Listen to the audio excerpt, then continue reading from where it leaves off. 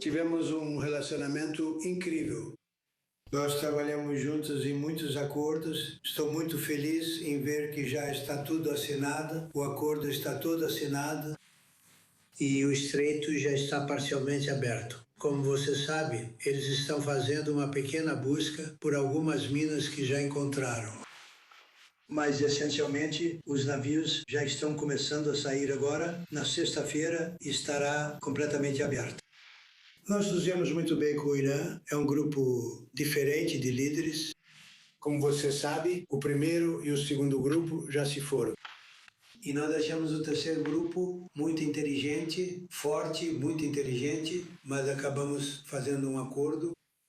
Me senti mal por termos que atacar por 2 noites seguidas. E eu pensei que seria uma terceira vez, mas conseguimos antes que isso acontecesse. Acredito que muitas coisas boas acontecerão no Oriente Médio agora. Além disso, o preço do petróleo está caindo. E a Bolsa de Valores está disparando como um foguete hoje, com números recordes. E o petróleo teve sua maior queda e já entrou em patamares baixos. Ainda não voltamos totalmente, Kevin, ao nível de antes, mas estamos chegando perto dos números que tínhamos antes de tudo começar. E o principal é que o Irã não terá uma arma nuclear. Eles concordaram totalmente com isso, com fortes poderes de fiscalização, e eles não terão uma arma nuclear, que era o objetivo de tudo isso, porque provavelmente teriam usado se tivessem. Então tivemos 2 grandes momentos quando eles encerraram o JCPOA. Esse foi o acordo do Obama, o acordo do Barack Hussein Obama. Quando encerraram isso, foi importante porque estava a caminho de obter uma arma nuclear. Foi um acordo ruim para os Estados Unidos. Foi um acordo em que bilhões de dólares foram dados ao Irã. Foi um acordo em que 1,7 bilhão em dinheiro foi colocado em um Boeing 777, 57, eu acho, certo? Certo? Mas foi colocado em um grande e belo Boeing 757. Eles precisavam de um Boeing 747, para ser sincero com você, porque era muito dinheiro. 1,7 bilhão foi retirado dos bancos e entregue ao Irã. E além disso, dezenas de bilhões de dólares foram gastos. Tentaram suborná-los para fechar um acordo, mas não funcionou. Isso nunca dá certo. E nós fizemos um ótimo trabalho. E espero que seja uma boa relação e que a gente se dê bem. E se não der certo, voltamos ao ponto de onde começamos. Mas não acho que isso será necessário. O acordo com o Irã que fizemos vai trazer muito sucesso para o mundo, porque o fluxo de petróleo estava bem travado lá por um tempo. Ele me ligava às vezes e pedia: vamos, por favor. Vamos falar sobre os preços do petróleo, que estão caindo muito. Fico muito honrado com isso. Quero te agradecer pela sua ajuda. Você sabe, você sempre ajudou muito. Marco, você acabou de ouvir aqui o presidente dos Estados Unidos afirmando o bom relacionamento que ele tem com os novos líderes iranianos. O que esse momento indica, então, sobre as possibilidades que agora se abrem entre Washington e o regime? Eu não acho que vai haver muita lua de mel. E o que basicamente aconteceu é que há um acordo provisório para abrir o estreito e a verdadeira negociação começa agora. E em 60 dias, os iranianos devem fazer, segundo a perspectiva americana, concessões sérias em questões substantivas, especificamente e unicamente focadas no problema nuclear.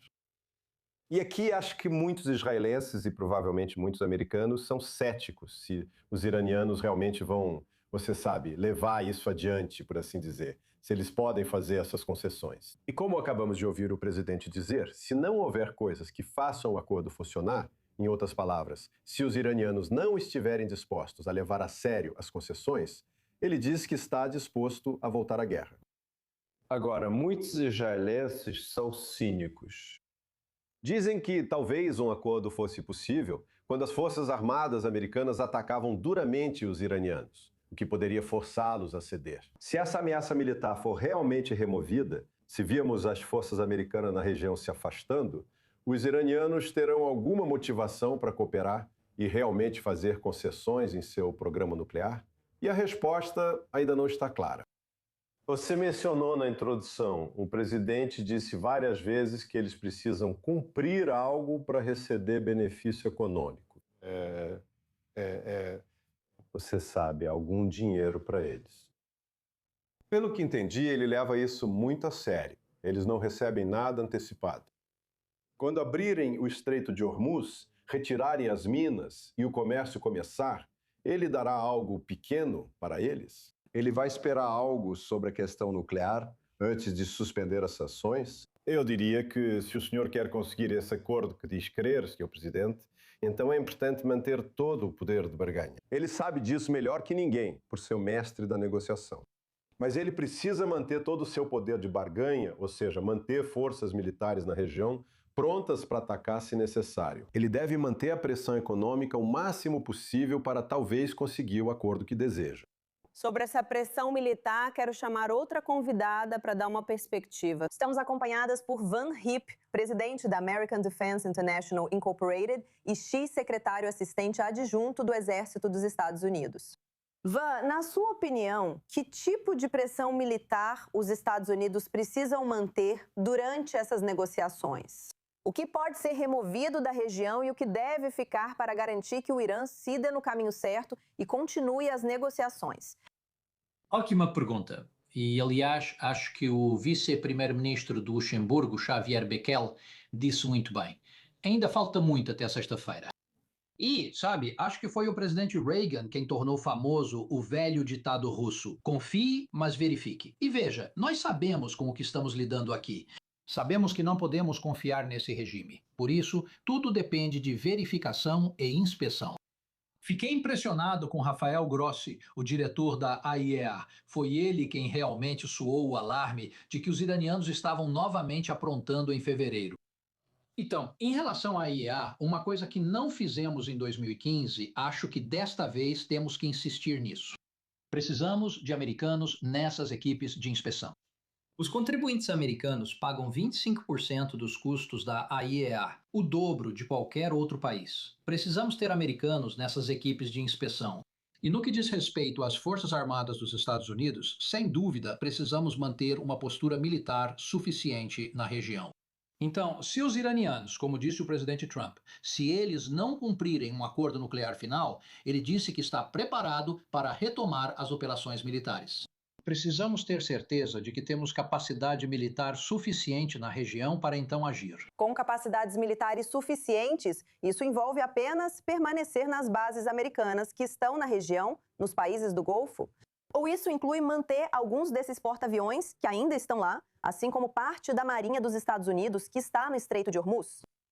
Sim, essa é a pergunta que eu acho que o presidente vai fazer para Raising Cane, nosso presidente do Estado-Maior Conjunto, para que ele lhe dê esse tipo de informação. Quantos grupos de ataque de porta-aviões precisamos na região em comparação com o que temos agora e com as bases que possuímos? Além disso, tenho que dizer isso sobre alguns dos nossos chamados aliados da OTAN. É engraçado ver tantos deles agora dizendo, e estou falando de pessoas que estavam se escondendo e completamente ausentes nessa operação, dizendo que temos forças na região, queremos ajudar. Acho que foi o presidente Kennedy quem disse que a vitória tem 1000 pais e a derrota é órfã. Gostaria que o presidente Trump dissesse a essas pessoas: ótimo, precisamos ver vocês na região na sexta-feira. Vocês precisam ajudar a desminar o Estreito de Hormuz. Vamos colocá-los para trabalhar. E quanto aos estados do Golfo? A partir de agora, veremos uma nova estratégia? Apesar da dissuasão e defesa dos Estados Unidos, seus países e vias navegáveis seguem vulneráveis a ataques do Irã. Será que esses países vão aumentar seu arsenal? Podemos ver uma corrida armamentista no Golfo? Agora, eu acho que o mais importante aqui, o panorama geral, Nicole, é que o que este presidente fez é algo que nenhum outro presidente fez antes. Estou falando de uma combinação de fatores. Se você observar o que ele fez para tentar garantir e as medidas que ele tomou para ajudar a garantir que o Irã nunca tenha uma arma nuclear, se você olhar para o que ele fez com o Conselho de Paz, ainda temos um longo caminho a percorrer, mas 25 países já aderiram a ele. O Conselho de Paz tem países dispostos a enviar tropas para uma força de estabilização, enquanto Egito e Jordânia ajudariam no treinamento. Veja o que esse presidente fez com os acordos de Abraão. Ele afirmou que, quando isso estiver concluído, quer ver todos os outros países árabes aderindo ao mesmo tempo. Se você observar esses 3 pontos, acredito que este presidente fez o que nenhum outro fez. Ele priorizou a paz duradoura no Oriente Médio e nos deu uma estrutura. Que Deus o abençoe. Sobre o Estreito de Hormuz, fontes de segurança afirmam que pode levar semanas, até 40 ou 50 dias, para remover as minas e garantir que seguradoras e empresas de transporte de petróleo se sintam seguras para atravessar. Quanto ao papel que as Forças Armadas dos Estados Unidos provavelmente terão para garantir que o Estreito de Hormuz seja seguro para a passagem dos navios, que papel você acha que elas vão desempenhar?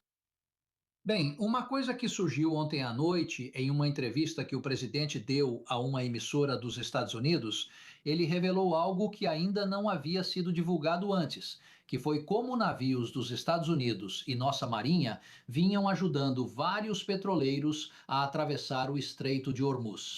E isso teve um grande impacto para que os preços do petróleo não estivessem mais altos do que estão. Mas nós temos capacidade de varredura de minas na região. Temos navios varredores de minas lá. Mas é aqui que eu recorreria aos aliados. O Japão, por exemplo, disse que quer ajudar, e eles foram prejudicados do ponto de vista do petróleo e da energia. Eles possuem uma das melhores tecnologias de varredura de minas. Vamos usá-los. França e Inglaterra disseram que querem ajudar. Ponra-os para trabalhar limpando e desminando o Estreito de Hormuz. Van Riep, é um prazer tê-lo hoje na I24 News em inglês. Obrigada por compartilhar sua visão. De volta aqui no estúdio, quero chamar a Ariel. Quando se trata do Estreito de Hormuz, ouvimos de diferentes mídias iranianas. Elas disseram que o Tratado de Soberania entre Irã e Omã vai continuar sobre o Estreito de Hormuz. Mas agora temos alguns desses funcionários da Casa Branca americana afirmando que, pelo menos por 60 dias, não haverá taxas impostas para o Estreito de Hormuz. O que isso representa para o Irã ao tentar manter algum poder de barganha sobre essa via navegável internacional? Sim, o Irã confirmou que não haverá taxas. Eles vão cobrar taxas de serviço. Eles estão mudando o nome para não contradizer os Estados Unidos. Obviamente, sabemos que isso é uma farsa e eles vão tentar continuar afirmando sua dominância sobre o Estreito de Hormuz para sinalizar aos seus vizinhos regionais que são eles que estão no controle. Depois que eles fizeram isso, eles meio que tomaram o controle ou utilizaram a ameaça que por décadas os países da região temeram. E eles decidiram cruzar o Rubicão ou atravessar o estreito e tomar o controle de Hormuz. Isso é algo que eles não querem abrir mão facilmente, mesmo que os Estados Unidos digam que vão desistir do controle. Então, por um lado, eles querem mostrar também para a sua base linha dura que, por razões que me escapam, está protestando contra esse acordo, porque é esse mesmo setor linha dura da Guarda Revolucionária Islâmica que aparentemente estava aprovando esse acordo. Vamos deixar isso de lado por enquanto. Eles não querem apenas mostrar que estão no controle do Estreito de Hormuz, mas também querem sinalizar para a região, para a economia global, que no futuro eles serão capazes e estarão dispostos a reafirmar o controle total e fechá-lo novamente sempre que acharem necessário. Eles também querem mostrar que usaram essa carta do juízo final, mas que ainda têm outra dessas cartas que podem usar no futuro. Isso contradiz o que os Estados Unidos estão dizendo? Com certeza, mas novamente precisamos ver os termos do acordo.